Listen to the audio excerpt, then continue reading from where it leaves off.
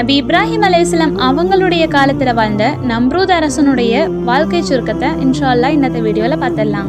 ஆயிரக்கணக்கான வருஷங்களுக்கு முன்னாடி நம்ரூதுங்கிற மன்னன் உலகம் முழுவதையும் ஆண்டுட்டு இருந்தான்.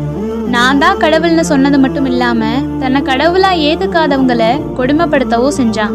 இன்னும் தன்னை கடவுளா ஏத்துக்காத மக்களை கொலை செய்யவும் தயங்க மாட்டான்.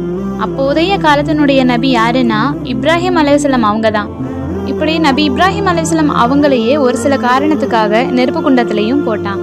ஏக இறைவன் ஒருவன், அவன் அல்லாஹுதான்னு உறுதியா இருந்தாங்க நபி இப்ராஹிம் அலைஹிஸ்ஸலாம் அவங்க. இதனாலேயே அல்லாஹ் இப்ராஹிம் நபியை போடப்பட்ட அந்த நெருப்பு குண்டத்தை குளிர்ச்சியாகவும் மாத்திட்டான். கொஞ்ச நாளுக்கு அப்புறம் கடுமையான பஞ்சம் வருது. தானியங்களும் சரி, தண்ணீர், உணவுன்னு எல்லாமே தீர்ந்துருச்சு. ஆனா நம்ரூதனுடைய அரசவையில இதெல்லாமே ஸ்டாக் இருக்கு. இதை தெரிஞ்ச மக்கள் எல்லாம் நம்ரூதுடைய அரசவைக்கு போய் அவங்கிட்ட தானியங்களை கேட்பாங்க.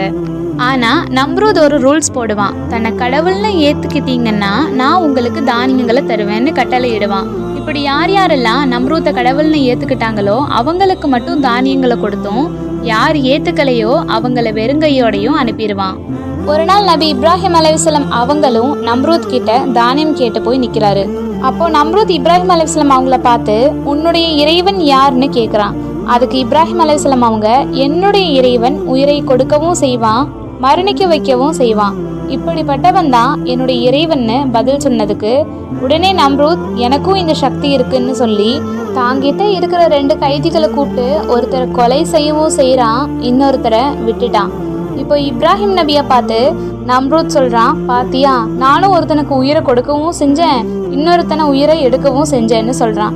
இந்த முட்டாள்தனங்களை பார்த்து நபி இப்ராஹிம் அலைஹிஸ்ஸலாம் அவங்க நம்ரூத்தை பார்த்து இன்னொரு கேள்வி கேட்கிறாரு. என்னுடைய இறைவன் கிழக்குல சூரியனை உதிக்க செய்யறான், நீ மேற்குல சூரியனை உதிக்க செய்யன்னு சொல்றாரு. அதை கேட்டு ஆச்சரியப்பட்டு தன்னுடைய அவமானத்தை தாங்க முடியாம என்கிட்ட தானியங்கள் எல்லாம் இல்ல, நீ உன்னோட இறைவன்கிட்டயே போய் கேளுன்னு இப்ராஹிம் அலைஹிஸ்ஸலாம் அவங்கள போக சொல்லி சொல்றான் நம்ரூத். இப்படி இப்ராஹிம் நபியும் அந்த அரசவையை விட்டு வெளியேறாரு. தன்னுடைய குடும்பத்துல உள்ளவங்களுக்கு தானியம் எதுவும் கொண்டு போகலைன்னா சங்கடப்படுவாங்களேன்னு அவங்கள சந்தோஷப்படுத்துவதற்காக வீட்டுக்கு போற வழியில ஒரு மணல் மேட்டை பாக்குறாரு. அந்த மணலை ஒரு பையில நிறைச்சு வீட்டுக்கு கொண்டு போய் வீட்டில் வச்சுட்டு தூங்கிட்டாரு. அவருடைய மனைவி சாரா அம்மையாரும் ரொட்டிகளை சுட்டு இப்ராஹிம் அலைஹிஸ்ஸலாம் அவங்களுக்கு சாப்பிட கொடுக்குறாங்க.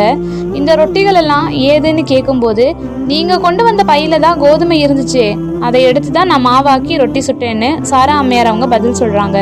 இது அல்லாஹுடைய கட்டளை தான், மணல் கூட தானியமா மாறிடுச்சுன்னு உணர்ந்து அல்லாஹுவுக்கு இப்ராஹிம் அலைஹிஸ்ஸலாம் அவங்க நன்றி செலுத்துறாங்க. மறுபக்கம் நம்ரூத் கிட்ட அல்லாஹ் ஒரு வானவரை மனுஷனுடைய தோற்றத்துல அனுப்புறான்.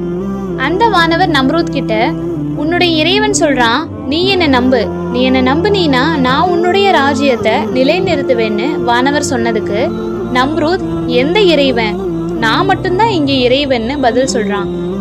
இப்படி 2-3 தடவை வானவர் சொல்லியும் மறுக்கத்தான் செஞ்சான். இறைய மறுத்ததுனாலேயே அல்லாஹுடைய கட்டளைப்படி வானவர் நம்ரூத்தை படையை திரட்ட சொல்றாரு. அவனும் படைகளை திரட்டுறான். இன்னும் அல்லாஹ் அந்த மக்களுக்கு எதிராக கொசுக்களினுடைய படைய அனுப்புறான். கொசு படையினால சூரியனை கூட பார்க்க முடியல. அந்த அளவுக்கு எண்ணிலடங்காத கொசுக்களை அல்லாஹு தாலா அனுப்பி வைக்கிறான். அந்த கொசுக்களுக்கெல்லாம் அல்லாஹு தாலா கட்டளையிடுறான். என்னன்னா, எதிரி படையினுடைய மக்களினுடைய சதையையும் இரத்தத்தையும் நீ சாப்பிட்டுன்னு கட்டளையிடுறான். அல்லாஹ் கட்டளையிட்ட மாதிரியே அவங்களுடைய சதையையும் இரத்தத்தையும் சாப்பிட்டுச்சு. செதஞ்சு போன எலும்புகளாதான் அந்த மனுஷங்களை கொசு விட்டுச்சு. இந்த கொசுக்கள்ல ஒரு கொசு மட்டும் நம்ரூதனுடைய மூக்குக்குள்ள போய் மூளையினுடைய இடத்தை அடைஞ்சது. தொடர்ந்து அந்த கொசு மூளைய அரிக்க தொடங்குச்சு. வலி அதிகமாகும் போதெல்லாம் ஒரு பெரிய குண்டான குச்சியை வச்சு தன்னை அடிக்குவான். அப்படி அடிக்கும் போது கொசு கொஞ்சம் சும்மா இருக்கும். அதே நம்ரூத் கட்டையால அடிக்காம சும்மா இருந்தா மறுபடியும் கடிக்கும். இப்படியே பல காலங்கள் போனதாக வரலாறுலாம் சொல்லுது. இப்படி தலையில அடிவாங்கியே மரணமும் அவனை நெருங்கிருச்சு. உலகத்தையே ஆண்ட மன்னன், ஆனா ஒரு அற்ப கொசுவனாலேயே அவன் மூத்தாயிட்டான். எல்லாம் வல்ல அல்லாஹுதான் நம்முடைய இறைவன். இன்னும் இந்த உலகத்தினுடைய இறைவனும் அல்லாஹுதான். அவன் மீது நம்ம எந்த அளவுக்கு உறுதியா இருக்கமோ அந்த அளவுக்கு அல்லாஹ் நமக்கு உதவியை செய்வான். நபி ஸல்லல்லாஹு அலைஹி வஸல்லம் அவங்க ஒரு ஹதீஸ்ல சொல்றாங்க, யார் அல்லாஹ்வை உறுதியா நம்புறாங்களோ பறவைகளுக்கு உணவளிக்கிற மாதிரி நான் உணவளிப்பேன்னு அல்லாஹ் வாக்களிக்கிறானா. அந்த பறவைகள் எல்லாம் காலையில் வெளியேறும்போது வயிறு காலியாக போகும், சாயங்காலம் வீடு திரும்பும்போது வயிறு நிரம்பியதான் வரும்னு ஒரு ஹதீஸில் வருது. இதே போல தான் இறைவனாகிய அல்லாஹ் மேலே நம்பிக்கை இருந்தால் அவன் நமக்கு உதவியை செய்வான். இன்னும் மக்களுக்கு தொல்லை கொடுப்பவனுடைய அழிவும் மிக கொடூரமாக இருக்குங்கிறதுக்கு ஒரு சான்று தான் இந்த ஒரு சம்பவமும். ஆக அல்லாஹ்வின் மீது உறுதியாக இருந்து வாழ்ந்து மரணிக்கக்கூடிய பாக்கியத்தை நம் அனைவருக்கும் வல்ல ரஹ்மான் தருவான்.